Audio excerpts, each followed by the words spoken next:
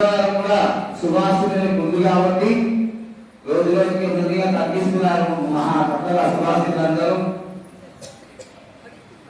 మంగళవారం ఎక్కువగా రండి.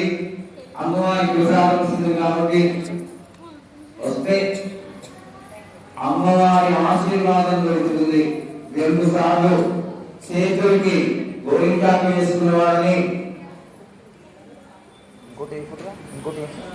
ఒకటి గోరింటాకు, రెండోది చక్కగా గాజులు వేసుకున్న వాళ్ళని అమ్మవారు సెలెక్ట్ చేసి మీకు అమ్మవారి యొక్క శ్రేష్ఠ వస్త్రాన్ని ఇచ్చారు. నిజంగా మాటని మీరే అదృష్టం చేస్తున్నారు. అమ్మవారి దగ్గర నుంచి చీరలు తీసుకెళ్తున్నారు. కాబట్టి ఎల్లుండి మంగళవారం నాడు కూడా ఆవిడ రాలేని కారణంగా నేను ఇది అనౌన్స్ చేస్తున్నాను. ఎల్లుండి తప్పకుండా రావాలి. అట్లాగే ఇప్పుడు ఈ ఉన్న పిల్లలలో ఒక పిల్లని సెలెక్ట్ చేసి ఆ అమ్మాయికి ఆశీర్వాదం ఇవ్వడం జరుగుతుంది.